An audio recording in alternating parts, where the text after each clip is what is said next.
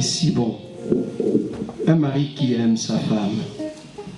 Nous te sommes très reconnaissants, l'époux du sang, celui qui nous a réunis en ces lieux afin de nous donner la nourriture. Permets ainsi que nos cœurs soient préparés à recevoir de ta part la nourriture que tu veux nous donner pour la seule gloire de ton nom. Au nom de Jésus que nous avons ainsi prié. Amen. Amen. Nous acclamons pour le Seigneur.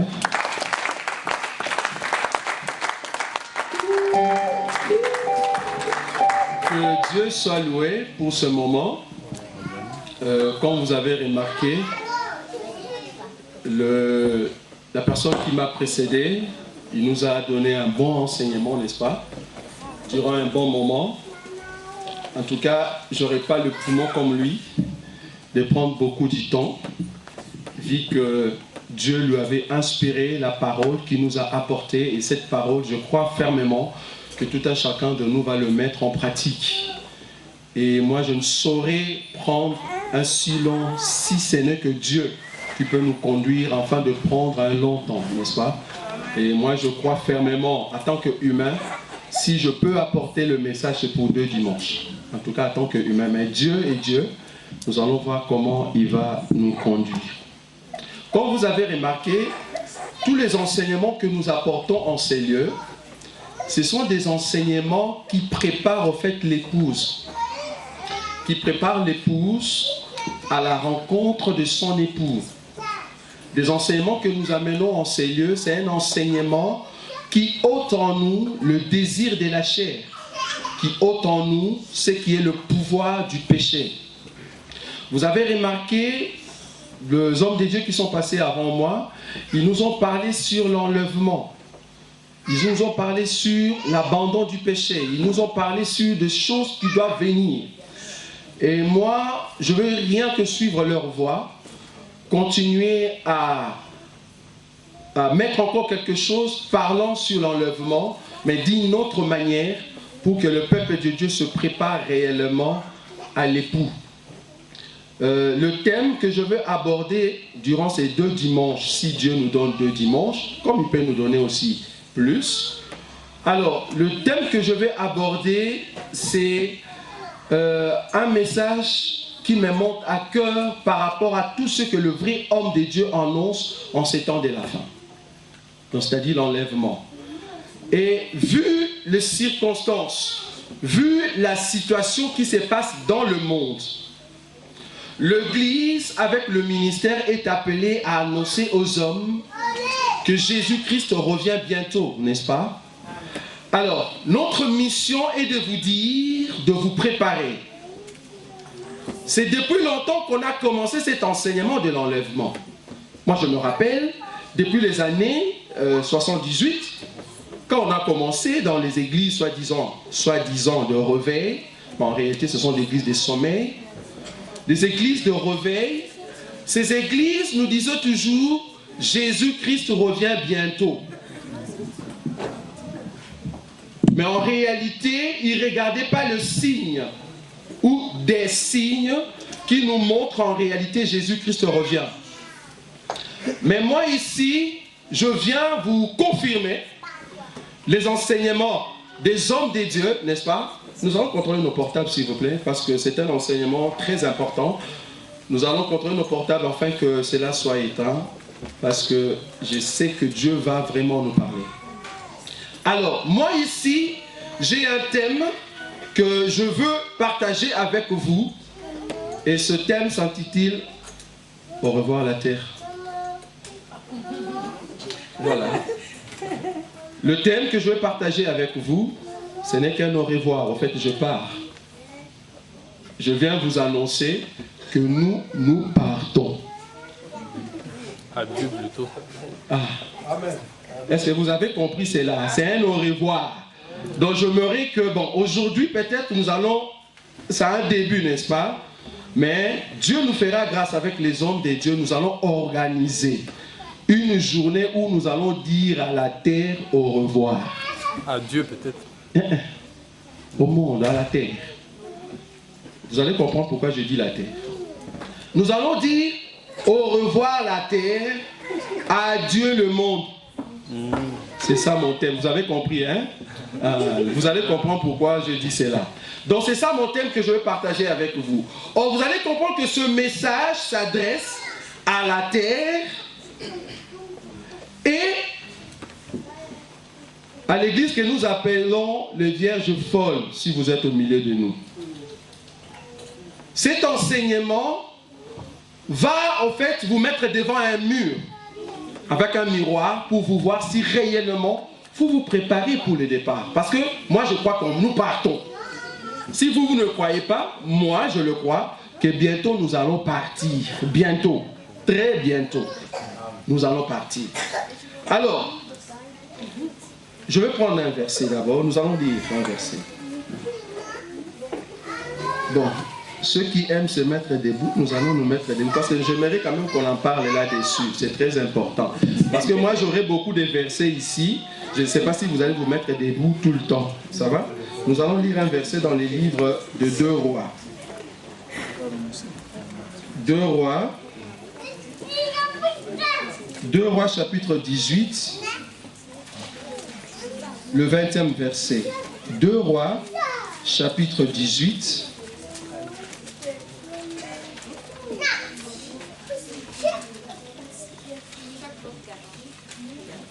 Nous allons lire le 20e verset. Je répète, 2 Rois 18, 20e verset. On peut commencer par 19. Je lis la parole de Dieu. Rabshakeh leur dit, dites à Ézéchias, ainsi parle le grand roi, le roi d'Assyrie, quelle est cette confiance sur laquelle tu t'appuies? Tu as dit, il faut pour la guerre de la prudence et de la force. Mais ce ne sont que de paroles en l'air. En qui donc as-tu placé ta confiance pour t'être révolté contre moi? Ça va? Nous pouvons nous asseoir. Le verset ici, c'est le verset clé que nous allons commencer à partager ensemble.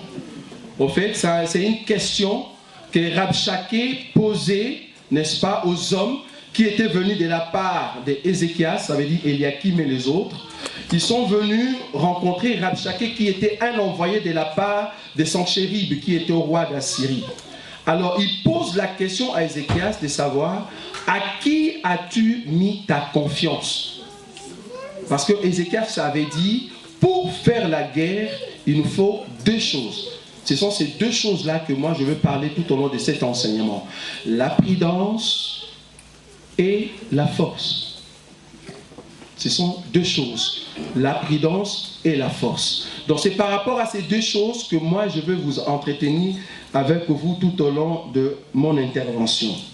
Alors, d'abord, avant de répondre à la question de Rabshakeh, j'aimerais d'abord expliquer pourquoi j'ai pris ce thème. Quand je dis terre, je vois ici terre comme étant d'abord une planète. Là, je suis dans les livres de Genèse. Genèse, chapitre 1, que tout le monde connaît. Vous allez me permettre, parce que c'est un premier jour, je veux d'abord mettre le point sur les i, et après on décode. En tout cas, moi, je vais m'enseigner comme ça. Je présente d'abord les éléments, et après, nous commençons maintenant à marcher par rapport à ces éléments-là. Donc, je suis dans les livres de Genèse.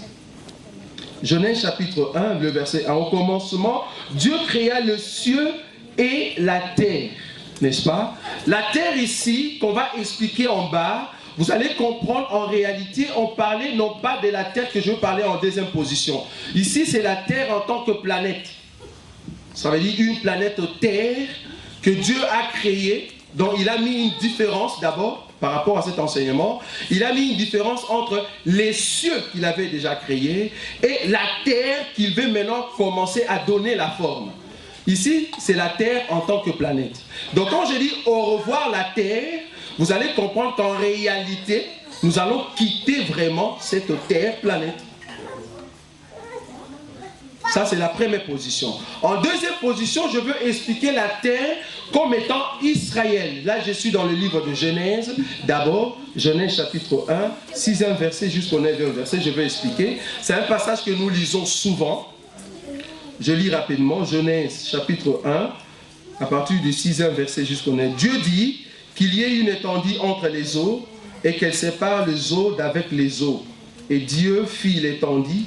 Et il sépara les eaux qui sont au-dessous de l'étendue d'avec les eaux qui sont au-dessus de l'étendue. Et cela fit ainsi. Dieu appela l'étendue ciel. Ainsi il y a un soir et il y a un matin. Ce fut le second jour. 9. Dieu dit que les eaux qui sont au-dessous du ciel se rassemblent à un seul lieu et que le sec paraisse. Et cela fit ainsi. Dieu appela le sec terre et il appela la main des eaux mer. En réalité ici, nous voyons comment Dieu est en train de faire sortir la partie sec qui était couverte des eaux. On a déjà expliqué cela. La partie sec qui était couverte des eaux, Dieu veut mettre une limite entre le sec et l'eau. Et vous allez voir qu'il y avait une partie d'eau, parce que les eaux étaient d'abord ensemble, et Dieu va séparer les eaux qui étaient au-dessus et les eaux qui étaient en dessous. Et les eaux qui étaient en dessous, Dieu dit que cela se rassemble pour que le sec apparaisse. C'est par rapport à ce sec-là que moi j'appelle Israël. En tout cas, dans la révélation, comme nous le présentons, j'ai beaucoup de versets que nous allons donner après. Donc, vous allez comprendre que le but de Dieu était de trouver une partie sec, là où il va commencer à jeter la sémence pour que les arbres poussent et pour que les animaux puissent vivre. Donc, il avait besoin d'une partie sèche pour que l'homme puisse sortir de là et assez que l'homme puisse dominer par rapport aux animaux qui étaient dans l'eau, dans le ciel, et les animaux qui étaient sur la terre. Et j'ai dit à Dieu monde, là je suis en train d'expliquer mon thème, j'espère que vous me comprenez. Et j'ai dit à Dieu monde, pourquoi? Le monde ici, je le prends comme étant un système humain. Ça veut dire la politique, le royaume de ce monde, la convoitise de la chair, le péché. Toutes ces choses, les enfants de Dieu en réalité, qui vont aller en l'enlèvement, parce que vous allez comprendre que nous donnons au revoir à la terre, mais nous allons revenir. N'est-ce pas? Merci. Nous disons au revoir à la terre, mais nous allons revenir. Ça, vous le savez, non? Oui. Ah, c'est pour ça que j'ai dit au revoir. Je n'ai pas dit adieu à la terre. Hein? Voilà.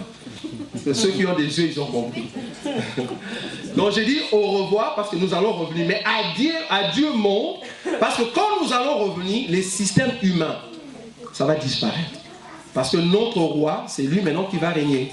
Donc il va imposer son royaume, il va imposer son système, il va imposer le système royal.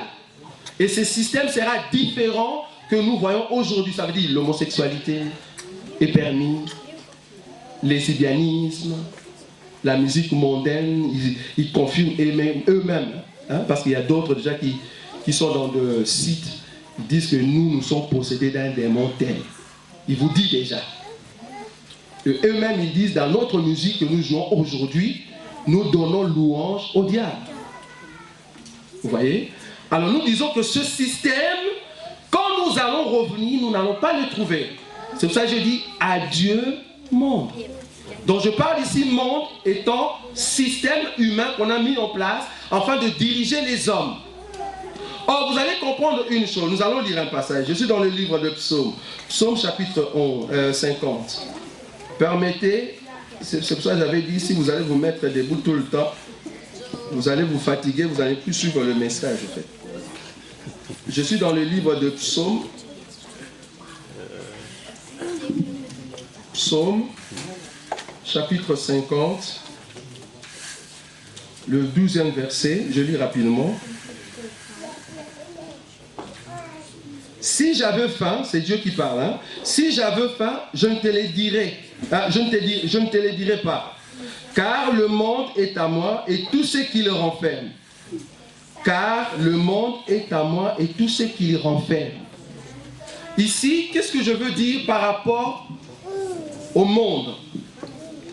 Je veux dire que au début, Dieu, quand il a créé la terre, Dieu a voulu que le monde soit entre les mains d'Adam. Parce que le monde en soi, quand il a créé avec la beauté, le délice qu'il avait mis, les animaux, tout ce qu'il avait mis, c'était très bien. Il y avait la sainteté, il y avait la crainte des dieux. Alors Dieu a voulu que ces mondes-là soient entre les mains de l'homme que nous appelons Adam. Et Dieu donna tout le pouvoir à Adam afin de dominer sur les animaux qui étaient dans l'eau, les animaux ou les oiseaux qui étaient dans l'air, et aussi les animaux qui étaient sur la surface de la terre. Vous voyez? Alors cela montre que Dieu voulait que l'homme soit le chef de ce système, enfin qui dirige toutes choses. Mais vous allez remarquer qu'avec le péché, l'homme a cédé en fait. Il a donné le pouvoir qu'il avait entre ses mains, il a donné ça au diable. Parce que le diable va le dire, il va le rappeler à Jésus dans le livre de Luc chapitre 4.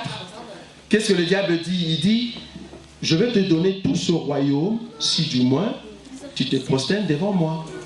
Parce que cela m'a été donné. Vous voyez? Donc, il a reconnu que ce royaume, le pouvoir-là, la domination, lui a été donné. Mais par qui? C'était le fait que l'homme avait péché. L'homme a cédé, au fait, le monde entre les mains du diable. Et c'est par là que le diable va commencer à diriger le monde, parce qu'il avait pris entre les mains de l'homme ce qui était à Dieu. Et dans le livre de 1 Jean, permettez que je mette le point sur les i. J'aime toujours commencer comme ça. Je suis dans le livre de 1 Jean. 1 Jean, chapitre 2, nous allons lire cela. Frère Christian, aidez-moi avec la montre, s'il vous plaît. 1 Jean, chapitre 2, 15.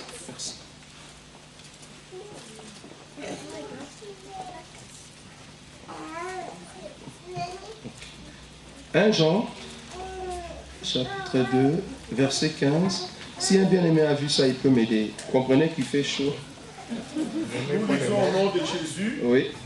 N'aimez point le monde, ni les choses qui sont dans le monde. Si quelqu'un aime le monde, l'amour du Père n'est point en lui. Jusqu'à 17 frères. Car tout ce qui est dans le monde, la convoitise de la chair, la convoitise des yeux et l'orgueil de la vie, ne vient point du Père, mais vient du monde. Et le monde passe, et la convoitise aussi. Mais celui qui fait la volonté de Dieu demeure éternellement. On ajoute un verset, frère. 1 Jean 5, 19 et 20. 1 Jean, chapitre 5, 19 à 20. 1 Jean, chapitre 5, verset 19 à 20, nous lisons au nom de Jésus. Amen. Nous savons que nous sommes des dieux et que le monde entier est sous la puissance du malin. Nous savons aussi que le Fils de Dieu est venu et qui nous a donné l'intelligence pour connaître le véritable. Amen. Et nous sommes dans le véritable en son Fils Jésus-Christ. C'est lui qui est le Dieu véritable et la vie éternelle. Amen. Amen. Les enfants, gardez-vous des idoles. Amen. Donc ici, nous comprenons que le monde ou le système humain, quand nous disons CPAS, je ne sais pas s'il y a des gens de CPAS, vous êtes là. Donc quand nous disons CPAS, impôts, tout ce qu'on a mis en place, il y a encore une loi là sur les femmes, égalité. Il y a une soeur qui m'a dit, est-ce que tu as souhaité à ta femme la fête des femmes, voilà. Tous ces systèmes-là, tout ce que l'homme a mis maintenant, comprenez que c'est lui qui dirige le monde aujourd'hui. C'est les malins.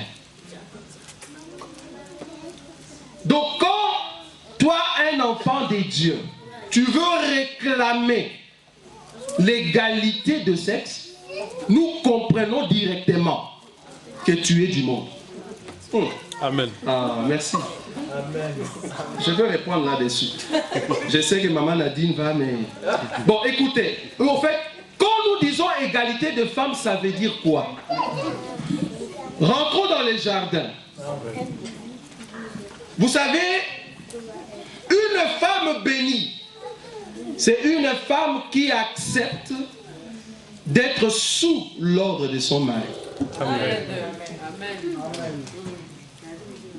Hein, parfait. Pourquoi je dis cela? Parce qu'on a été avec de jeunes. Tu sens dans leur façon de parler, c'est comme si, parce que le monde aujourd'hui et le diable, il utilise des instruments que nous appelons la jeunesse. Et un jeune qui n'est pas bien instruit, comprenez que la société de demain est foutue. Pourquoi?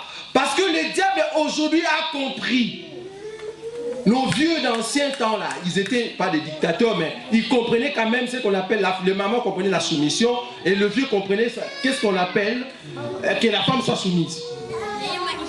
Et le diable le sait. Et qu'est-ce qu'il fait? Il change maintenant de temps par rapport à des circonstances aujourd'hui pour changer des lois. L'égalité des sexes. Donc nous comprenons que tous ces systèmes qu'on met en place, cela vient du malin. Pourquoi? Parce que il y a des choses qui sont contraires à la parole de Dieu. C'est là où nous disons que c'est ça les choses qu'on doit combattre par rapport à l'évangile. Et ce sont ces choses-là que nous allons dire à Dieu. Pourquoi? Parce que quand nous allons revenir, Dieu va remettre la pendule à l'heure. Remettre la loi de Dieu, ça veut dire le principe que Dieu veut que ses enfants puissent suivre. Et c'est par rapport à cette loi de Christ que nous allons marcher dans notre ville ou bien royaume. Alors, ici, pour entamer maintenant mon enseignement, parce que là, c'était juste une explication par rapport à mon thème que j'ai intitulé « Au revoir la terre, adieu le monde ». Parce que je crois fermement que nous partons.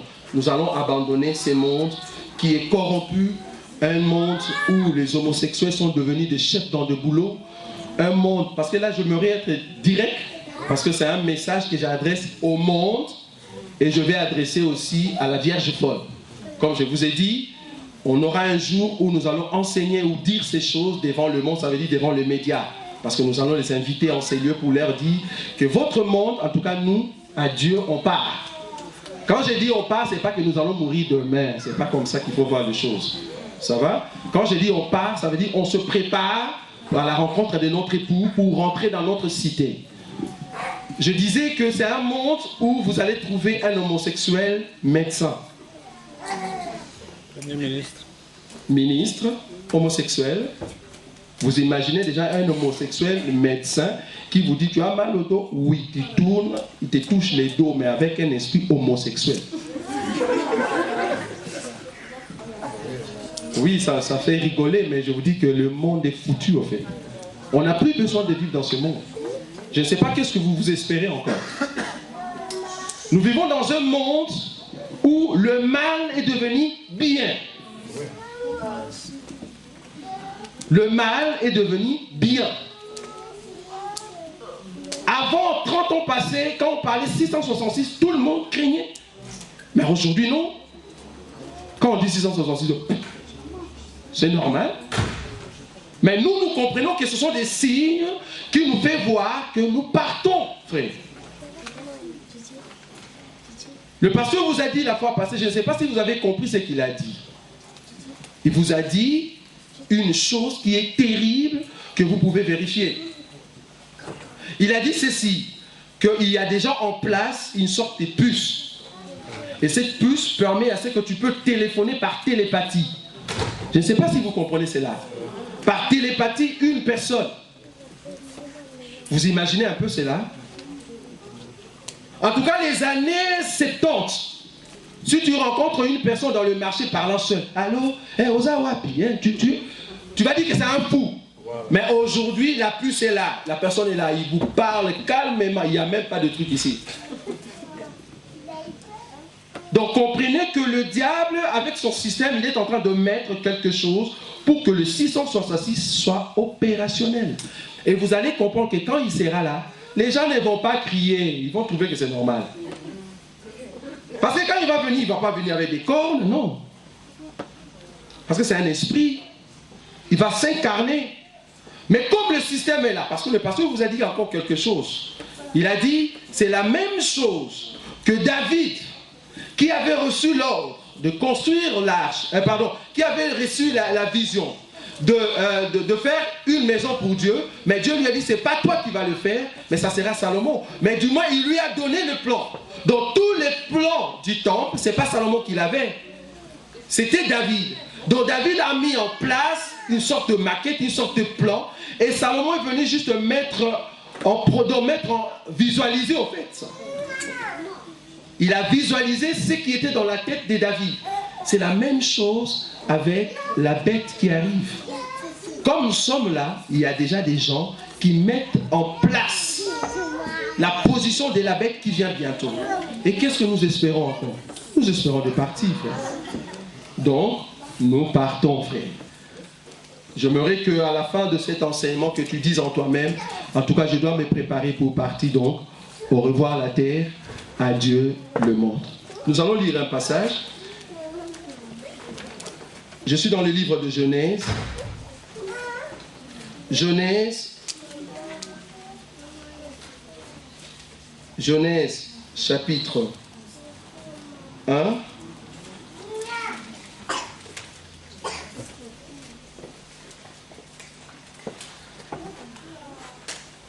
Je lis rapidement le 26e ou 25e verset. Je commence même par 24. Dieu dit que la terre produise des animaux vivants selon leur espèce, du bétail, des reptiles et des animaux terrestres selon leur espèce. Et cela fit ainsi, Dieu fit les animaux de la terre selon leur espèce, les bétails selon son espèce, et tout le reptile de la terre selon leur espèce.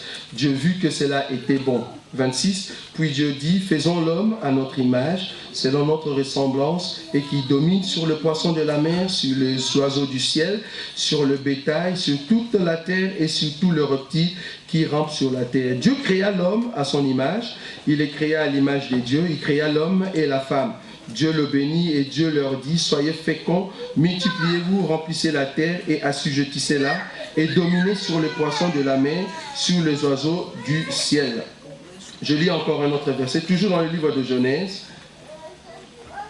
Je vais expliquer quelque chose de très important. Genèse chapitre 2. Genèse chapitre 2. Je lis rapidement le verset 18. La Bible dit ceci.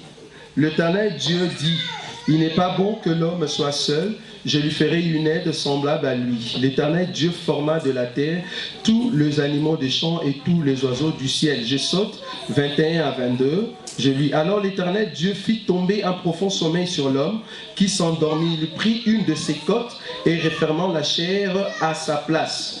Je lis encore Genèse 3 pour ceux qui écrivent. Et à partir de là, nous allons expliquer quelque chose. Genèse 3, verset 21. Je lis rapidement. L'Éternel Dieu fit à Adam et à sa femme des habits de peau, et il les en revêtit. Amen. Maintenant, suivez-moi. Pourquoi je vous amène cet enseignement?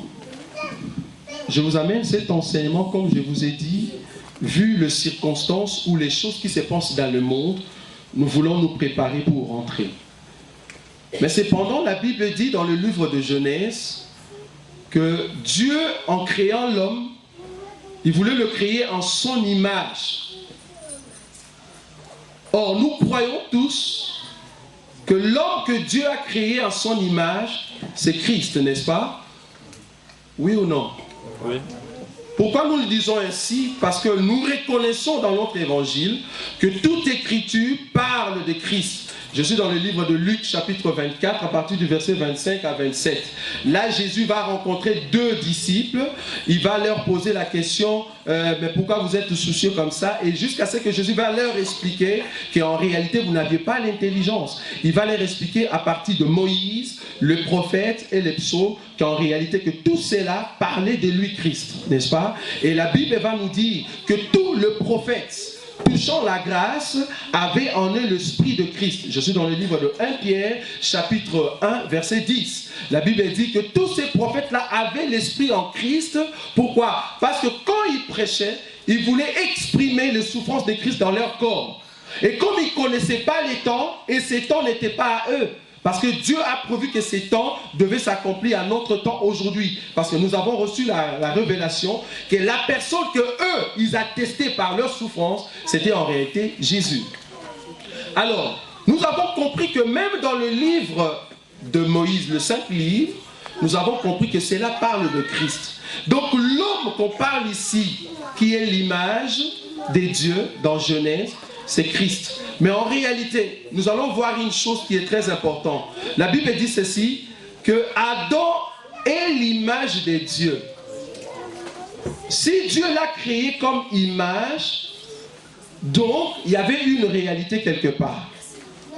Si Adam est l'image d'un homme, donc il y avait un homme réel qui était quelque part. Ça veut dire, quand nous voyons l'image bouger, nous comprenons que c'est l'homme réel qui a bougé. Est-ce que vous me comprenez? Si Adam est l'image, donc il y a un homme réel caché quelque part. Donc nous pouvons interpréter le mouvement de l'homme réel par rapport à son image. Donc, quand Adam va être seul, se soucier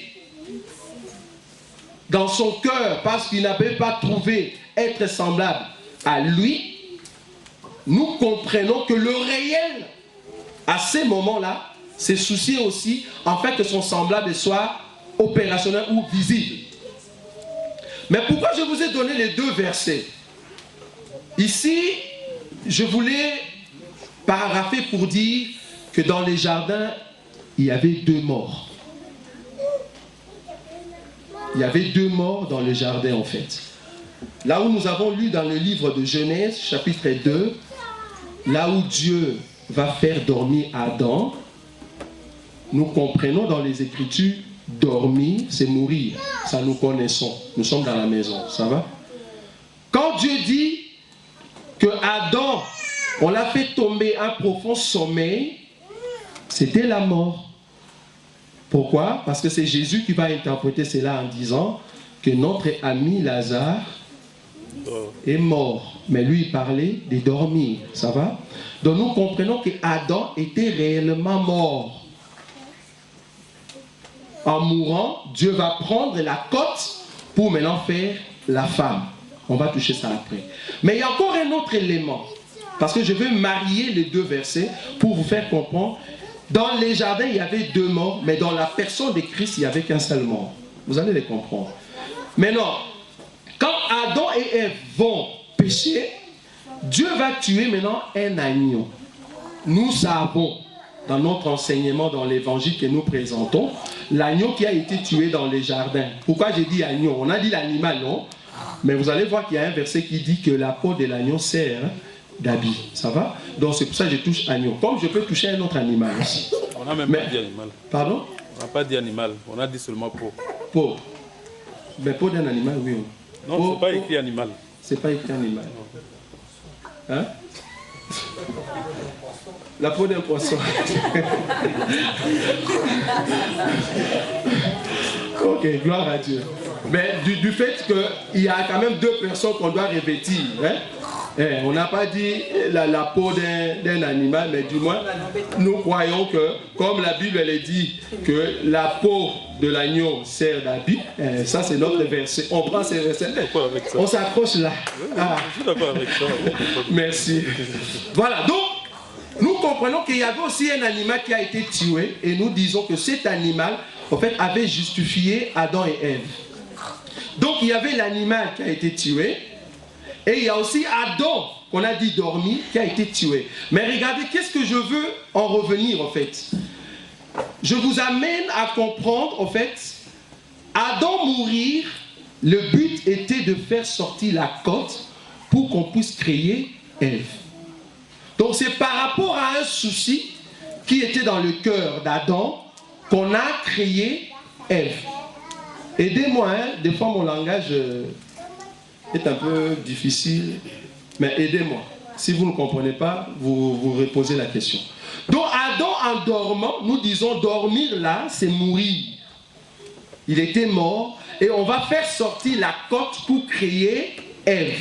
Ou la femme. Ici, en tout cas, je veux me parler plus sur la femme, pas Ève. J'ai dit d'abord la femme, vous allez comprendre pourquoi. Donc, on va créer d'abord une femme.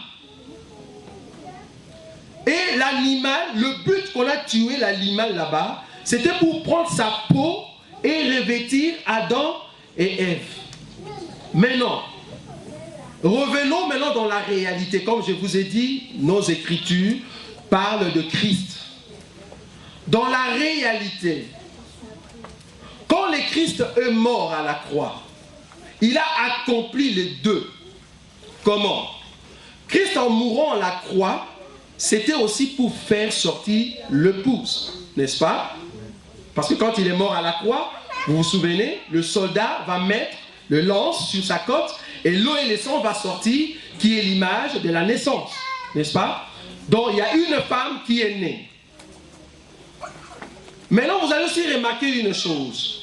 En mourant aussi à la croix, Christ, en versant son sang, c'était aussi pour justifier un peuple. Donc c'est comme si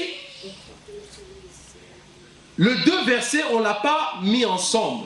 Parce que Adam étant humain, il ne s'est pas accompli les deux choses à la fois. Mais en Jésus, nous pouvons voir l'accomplissement de ces deux choses. Ça veut dire mourir pour que la femme sorte, mourir aussi pour justifier un peuple. Est-ce que vous avez vu ça? Ça va? Est-ce que vous avez vu ça? Ça c'est en Jésus. En Jésus, nous pouvons le voir facilement. Mais à Adam ne peut pas mourir deux fois. Parce que la première fois, Dieu l'a fait endormir pour faire sortir la côte. Et maintenant dans l'animal, on tue l'animal pour prendre sa peau et mettre sur Adam et Ève, de sorte qu'ils soient justifiés. Or, si nous prenons les deux images et qu'on le met devant la télé, c'est comme si Adam qui meurt avant que la femme sorte, c'est comme s'il y a déjà un élément qui s'est passé entre avant de prendre la côte. Mais je l'expliquerai après, ça va? Ici, je veux m'attarder plus par rapport à la sortie de la femme.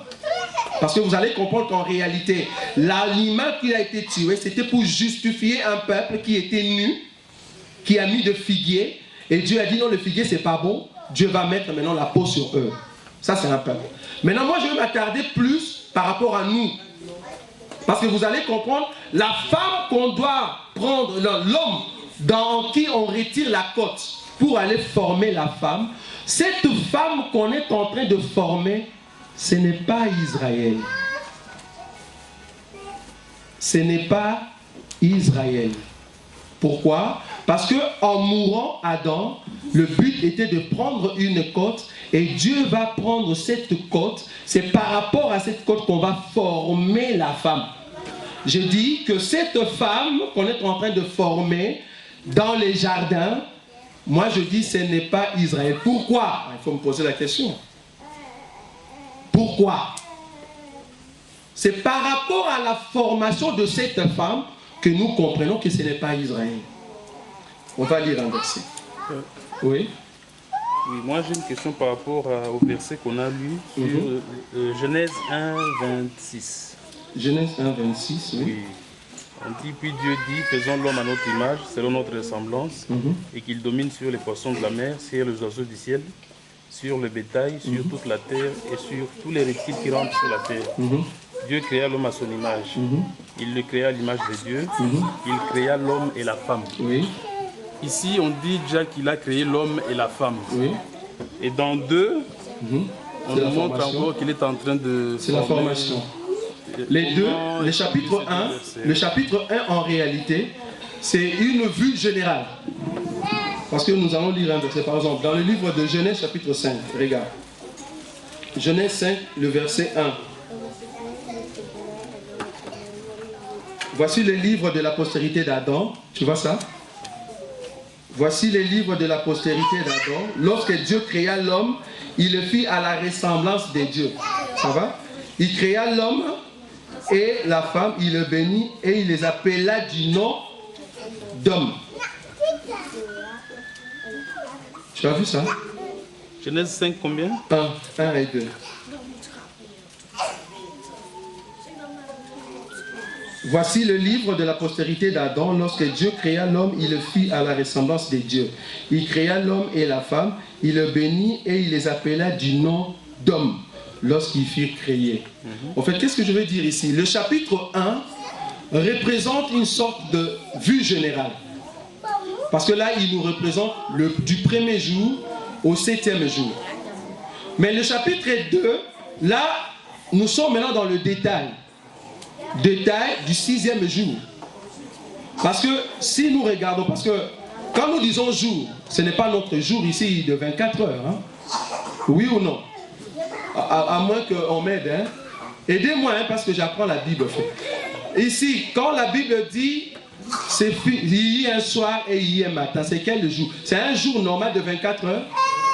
Hein? Pasteur, apôtre, Christian.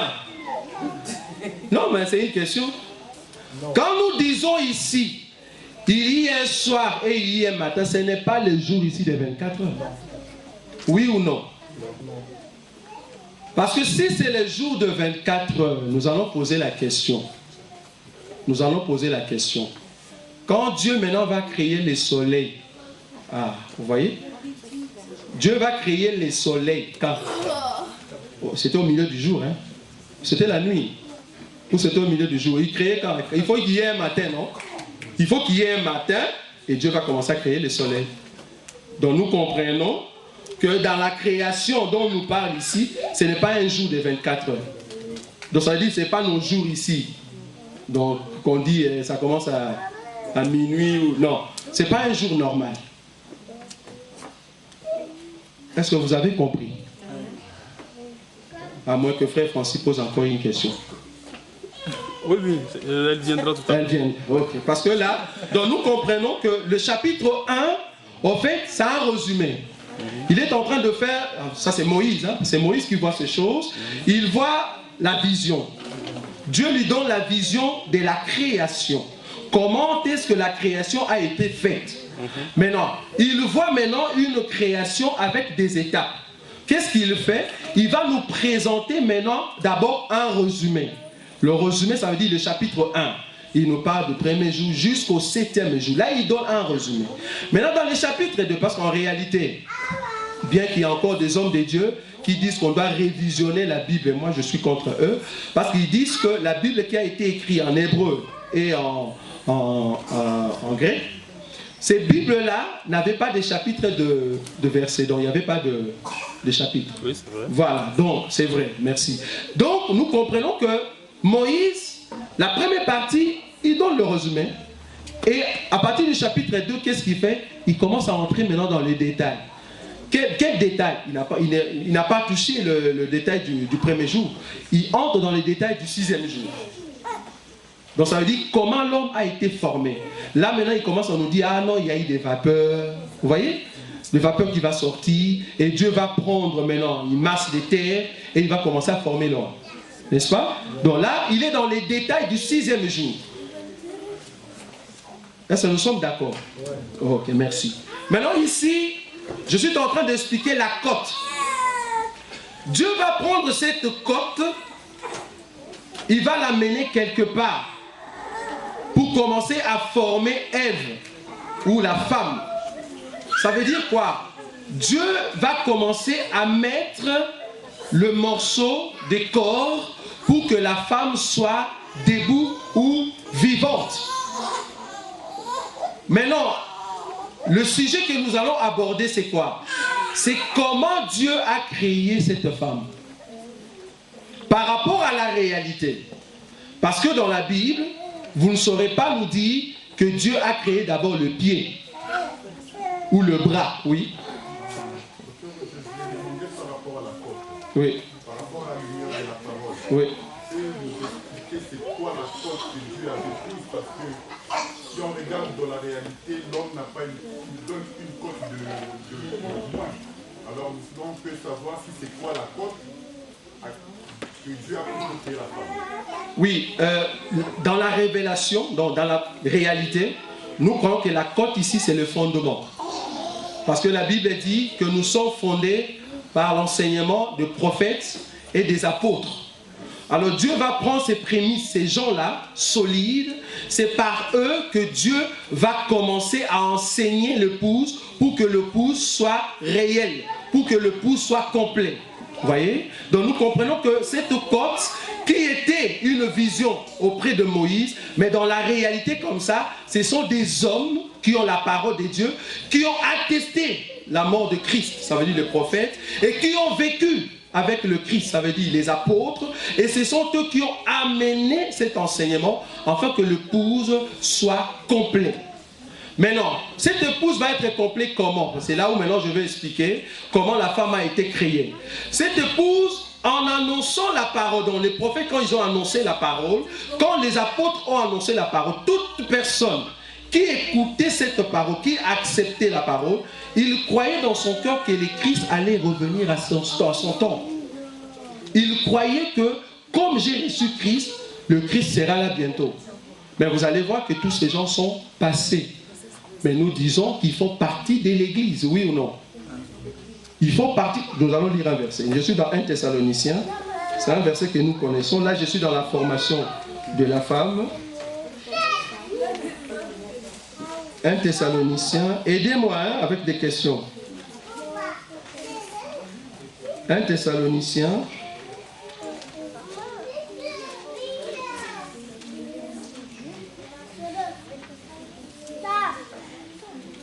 Le chapitre 4. Frère Francis. Oui. Chapitre 4, je crois le 15e verset.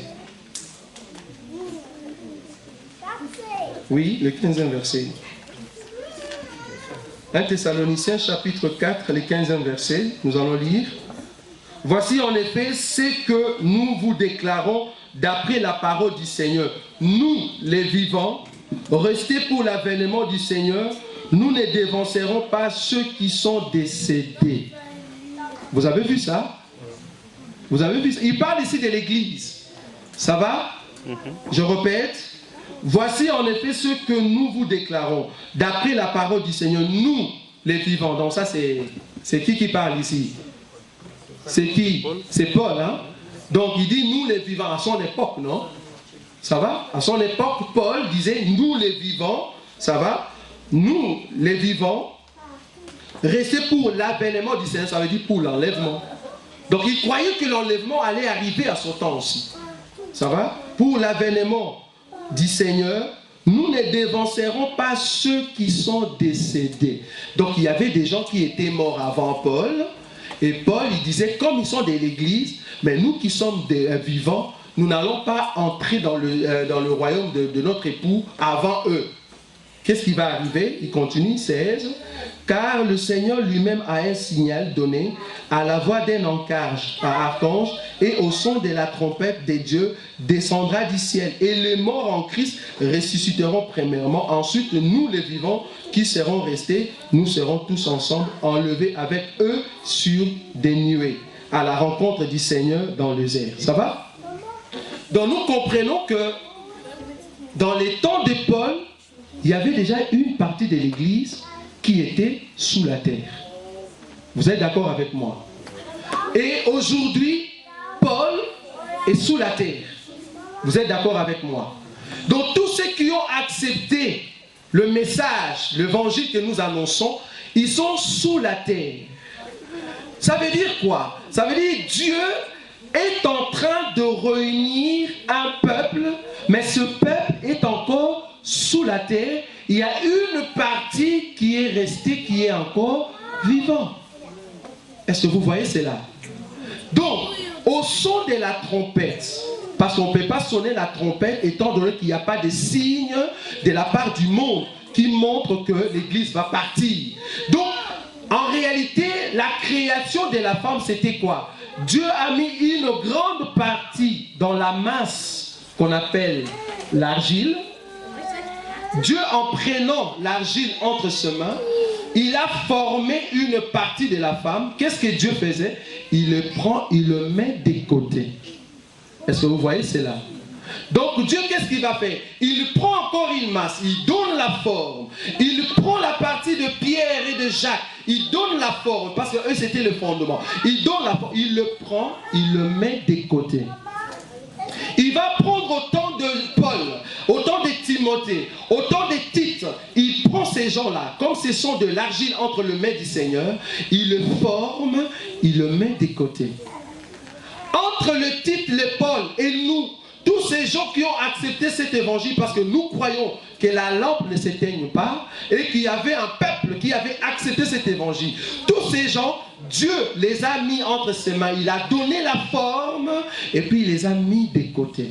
Donc Dieu est en train de mettre un peuple des côtés, de sorte qu'il y aura seulement une petite quantité, un petit nombre de gens qui vont rester. Et Dieu va former ce nombre-là quand il va ajouter dans la grande masse qui est sous la terre, et Dieu va souffler, c'est l'enlèvement. Est-ce que vous avez vu cela? Donc Dieu maintenant, il s'attend à un petit nombre. C'est pour cela que je veux vous dire, si je vous dis au revoir la terre, c'est parce que nous ne sommes pas nombreux. Je vous dis, l'enlèvement, ne croyez pas qu'on sera nombreux. Pourquoi? Parce que c'est la petite partie qui manque à la grande masse qui est sous la terre. La grande masse, oui. Comment vous le savez? Comment je le sais? Je suis en train d'expliquer la formation de la femme. La Bible dit que l'argile entre les mains du potier, qui est notre Dieu, il donne la forme, n'est-ce pas? D'autres pour des choses viles. Donc il donne une forme pour l'utilité, n'est-ce pas? Alors l'Église, étant entre les mains du Seigneur, Dieu va prendre son peuple, les Pierre, le Jacques, les Paul. Ils font partie de l'Église. Et je me ajouter les Abraham. Vous ne savez pas ça? Dans l'Église, Abraham, les Ézéchias, les Daniel, tous ces gens-là, ils font partie de l'Église. Hein? Vous ne saviez pas? Hein? Ah bon, voyez maintenant cette grande partie-là. Tous ces gens-là qui forment l'Église, quand je dis former l'Église, il ne faut pas voir que l'Église, c'est vraiment une femme réelle, avec des longs cheveux. Donc, je vois un nombre de gens que Dieu est en train de mettre de côté. Qu'est-ce qu'il attend? Il attend à ce que... Parce qu'il faut qu'il y ait une partie de ceux qui seront vivants pour voir l'avènement. Ça va?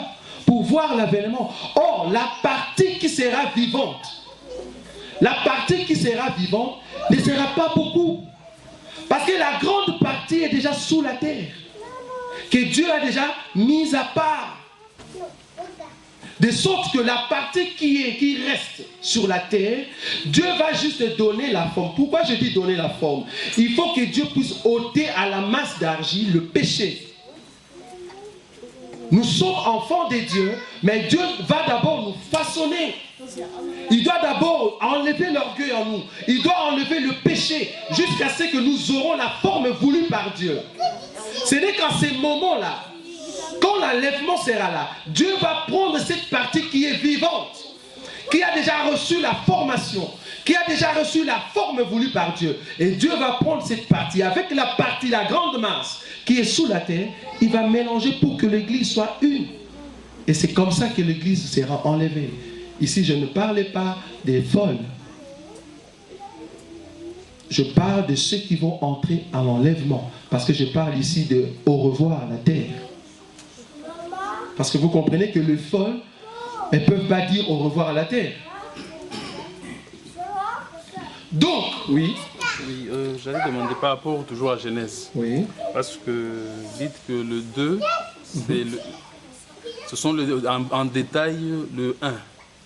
Comment? Le chapitre 2, oui. C'est les détails du premier chapitre. Pas tout, juste le 6e jour. 6e jour. Ah, le 6e jour. Oui. Mais je constate que le 6e jour, dans le 1, les animaux ont été créés premièrement, puis l'homme ensuite. Oui. Et dans le 2, c'est d'abord l'homme qui a été formé, puis les animaux ensuite. Oui, c'est où dans tu l'as lu? Le 2... Chapitre 2.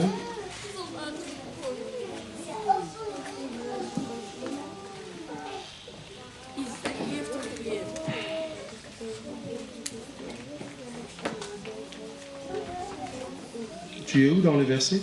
Donc le 7, le verset 7. Oui. L'Éternel Dieu forma l'homme de la poussière de la terre Il souffla dans ses narines un souffle de vie, et l'homme devint un être vivant. Puis l'Éternel Dieu planta un jardin. Bon, on peut sauter pour aller au verset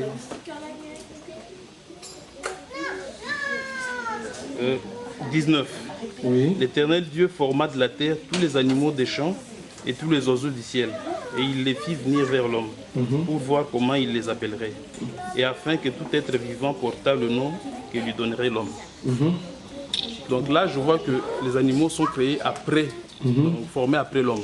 Tandis que dans le premier chapitre, c'était les animaux d'abord, puis l'homme ensuite. Donc si vous commencez dans le 18, l'Éternel Dieu dit, il n'est pas bon que l'homme soit seul. Ça va?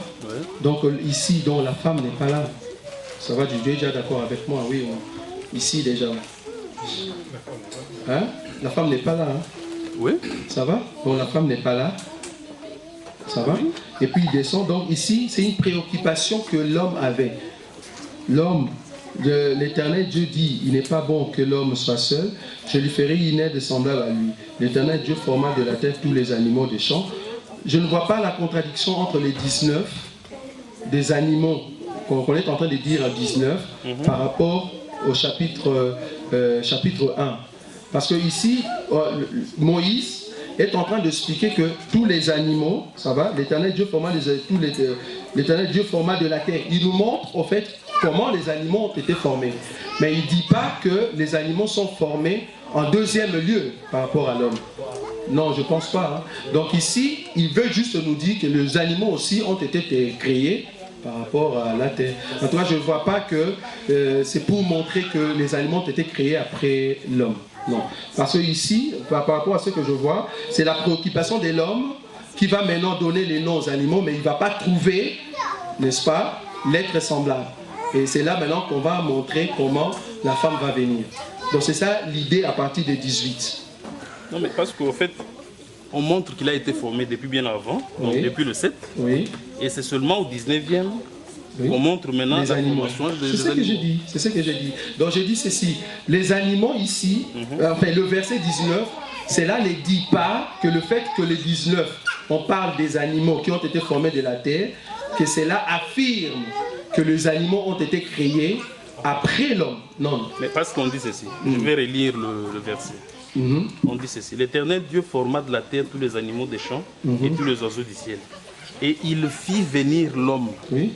C'est-à-dire l'homme était déjà là. C'est après qu'il les ait formés, il a maintenant fait venir l'homme pour qu'il puisse leur donner le nom, qu'il puisse les nommer. Oui, je suis d'accord. Parce qu'ici, on est dans les détails. Parce que dans les Écritures, nous recherchons quelle est l'idée qui nous amène en fait dans le récit. Ici, Dieu ou Moïse est en train de nous amener pour voir comment la femme a été créée. Donc ici, il ne se contredit pas. Il ne se contredit pas pour dire que dans un, les animaux ont été créés avant l'homme et qu'ici, il va dire maintenant que les animaux sont créés après l'homme.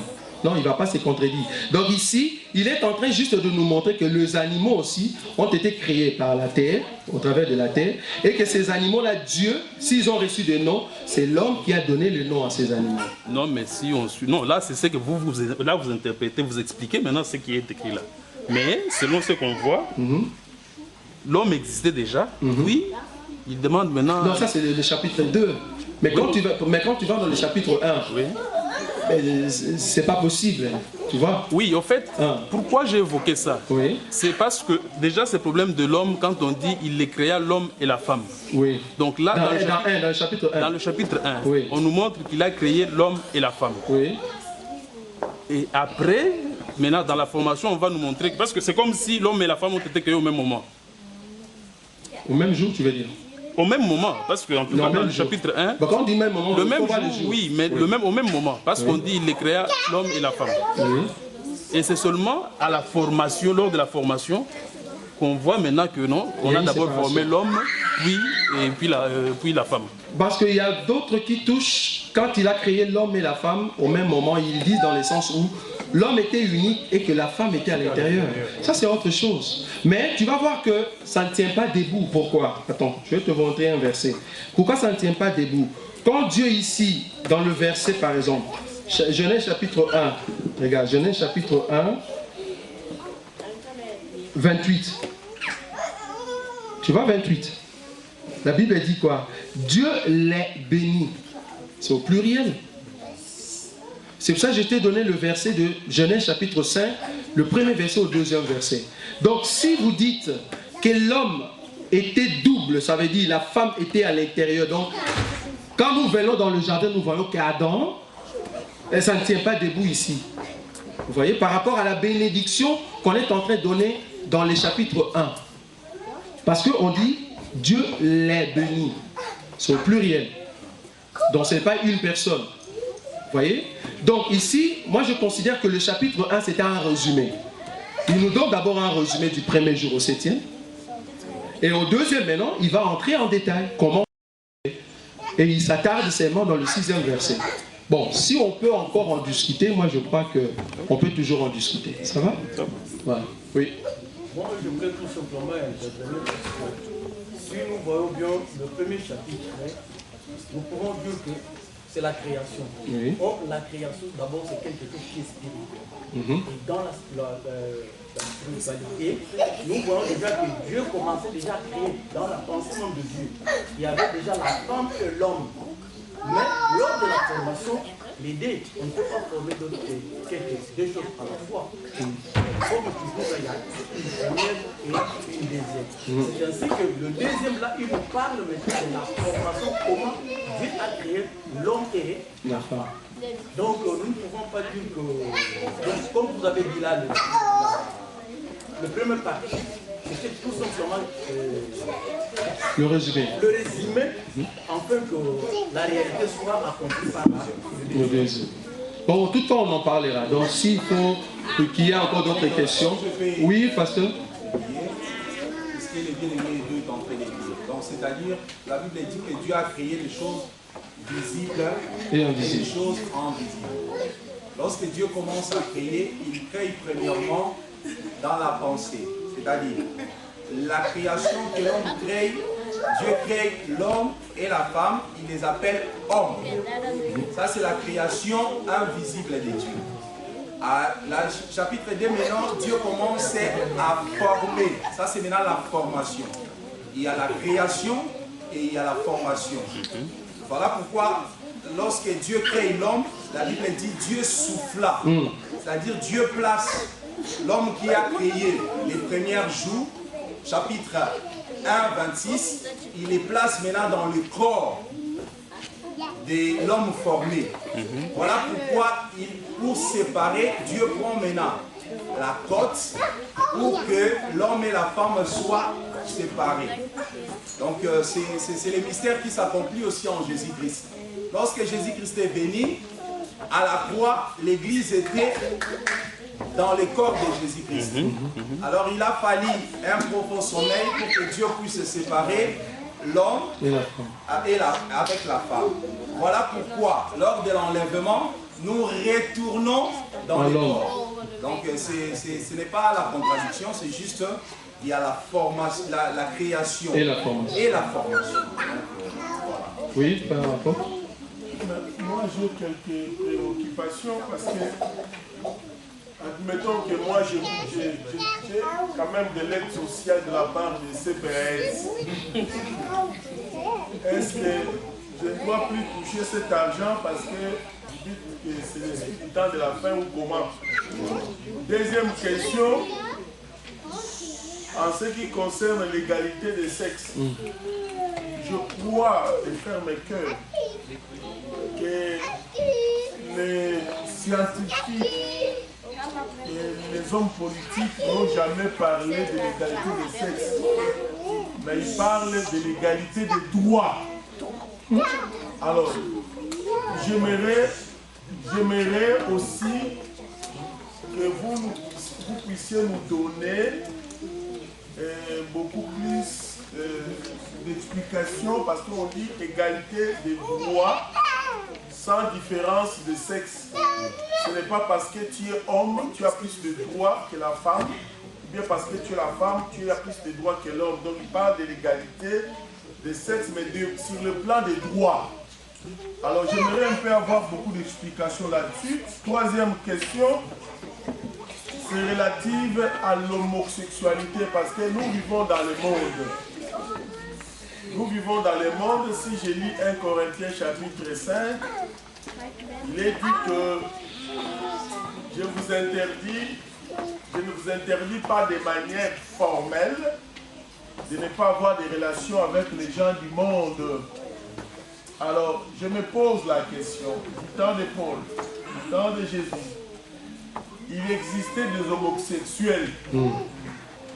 Qu'est-ce que les apôtres, quel était le comportement des apôtres et de Jésus-Christ lui-même par rapport à ces homosexuels? Et quelles sont les recommandations bibliques y relatives? Voilà, je m'arrête là. Moi, je croyais que l'apôtre va ajouter. Il nous bombarde avec des questions. C'est bien. Mais on va essayer de répondre à une question, vu qu'il nous reste 15 minutes.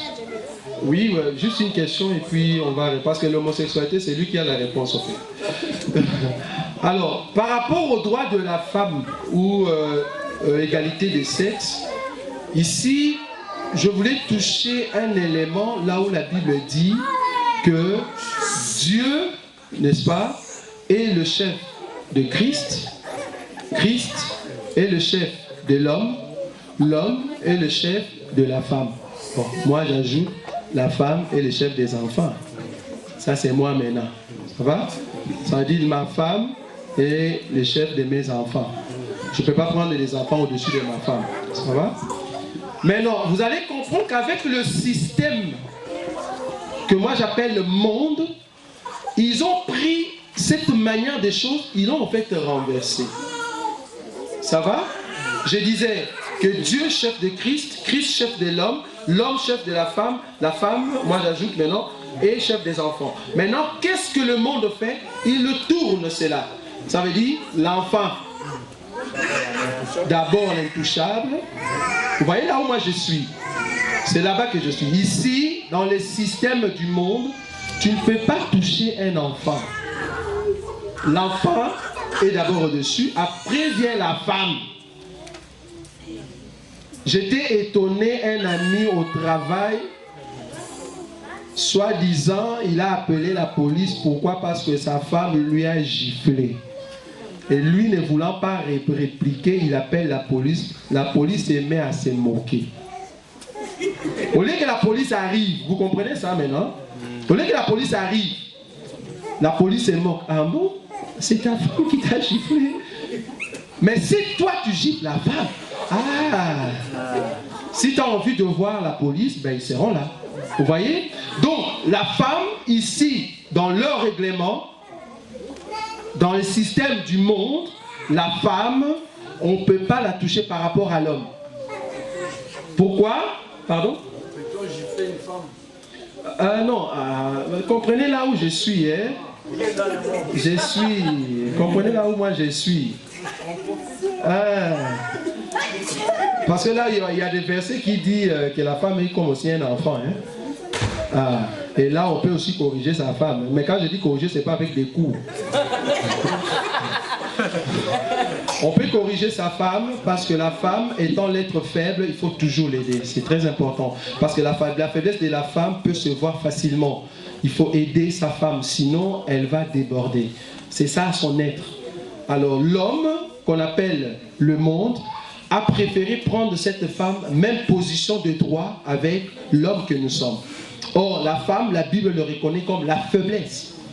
Mais vous voyez, l'homme qui est fort, on va prendre la faiblesse, on dit c'est la même chose. Et quand tu touches la faiblesse, tu as un problème. Vous voyez? Et ils disent que Dieu n'existe pas. Donc, c'est comme si l'homme réel, l'homme vivant sur la terre est plus que Dieu. Donc, ils oublient la présence de Dieu. Vous voyez? Donc, c'est par rapport à ça que je présente les choses. Oui, mais au fait, l'égalité... De droit. Oui, l'égalité, quand ce n'est pas dans le couple, oui, il n'y a pas de problème à ce qu'il y ait une certaine égalité entre l'homme et la femme. Il n'y a aucun problème. Mais c'est quand c'est dans le couple là, parce qu'au travail par exemple, Oui, on ne va pas demander aux hommes, aux femmes d'être toujours en dessous des hommes, non.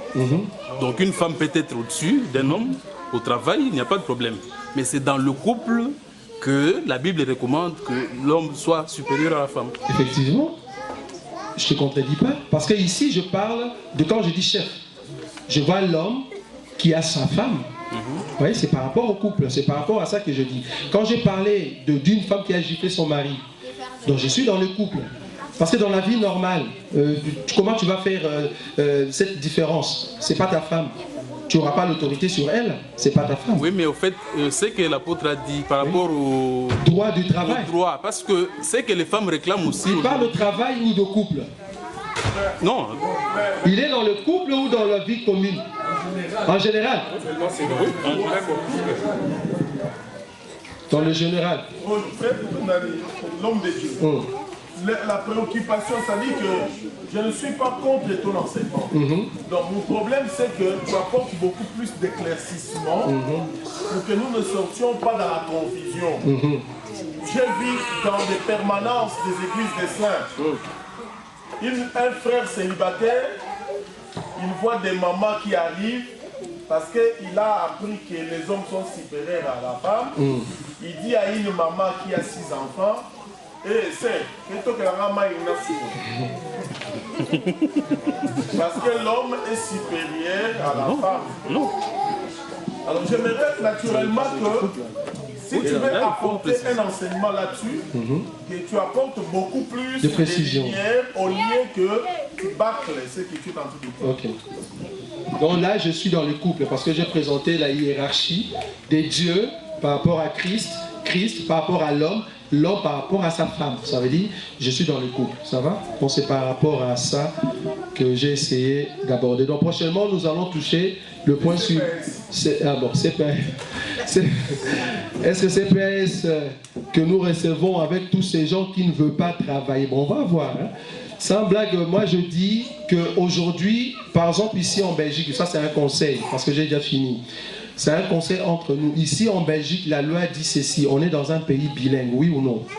Ça veut dire on est dans un pays bilingue, étant donné qu'on est trilingue, bon, les troisièmes on les néglige un peu. Mais bilingue, du moins, si tu veux trouver un boulot, tu habites où? À Lost. Ça veut dire on parle néerlandais. Apprenez quand même à parler néerlandais. Ça veut dire c'est un conseil. Au lieu de rester, parce que tu as travaillé, tu restes dans le CPS. Donc, c'est mieux de chercher un boulot, d'apprendre la langue et chercher. Moi, je sais que Dieu va te bénir par l'œuvre de tes mains. Moi, je ne pense pas que CPS, c'est l'œuvre de tes mains. C'est un cadeau. Le quoi ça? CPS? Comment? Comment ça?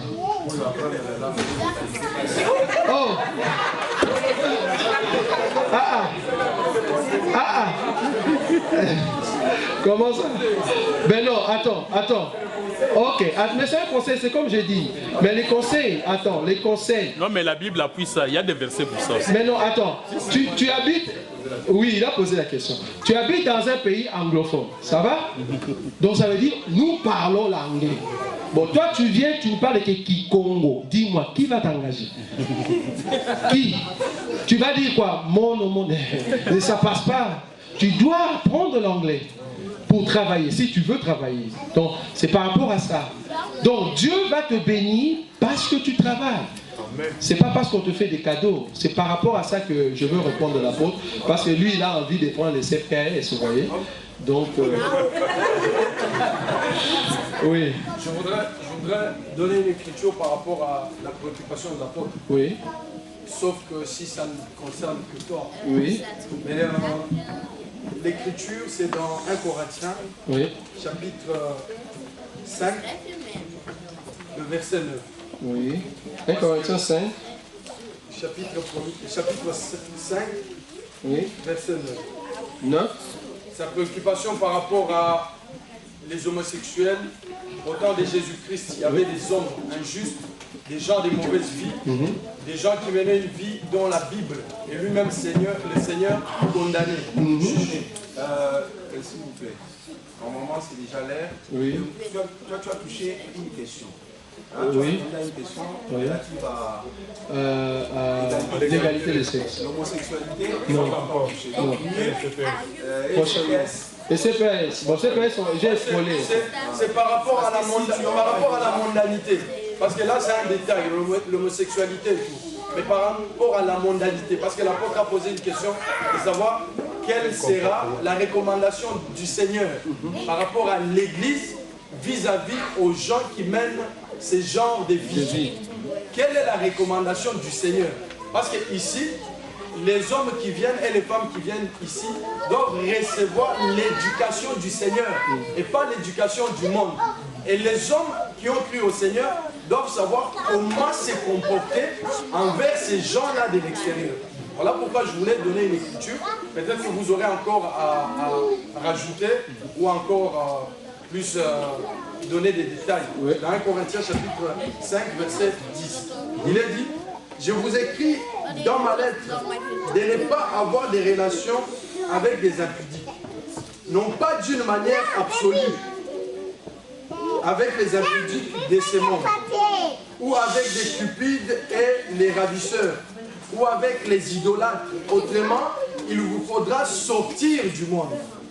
Maintenant, ce que je vous ai écrit, c'est de ne pas avoir des relations avec quelqu'un qui se nomme frère et impudique, ou cupide, ou idolâtre, ou outrageux, ou ivrogne, ou ravisseur, de ne pas même manger avec un tel homme.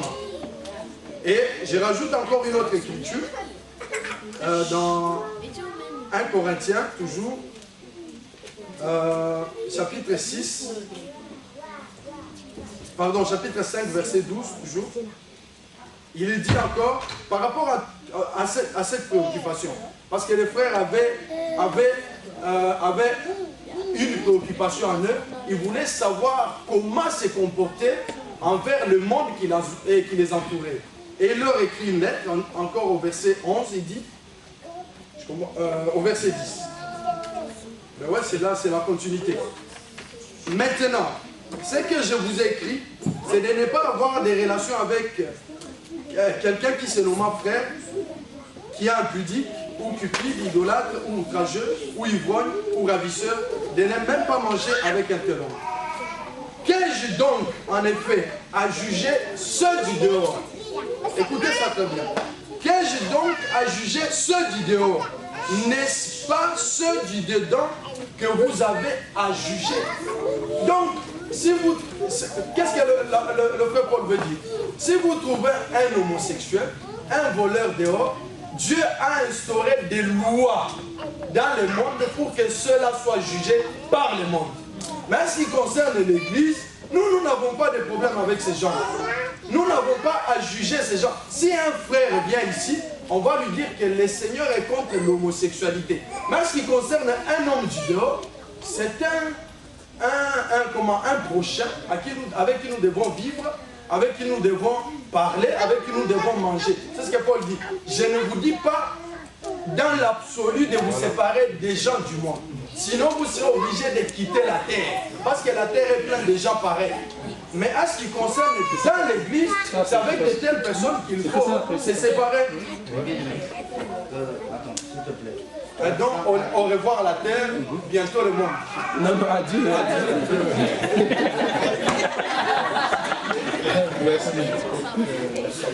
Ok, nous allons prier, nous avons nos yeux fermés. Ça va?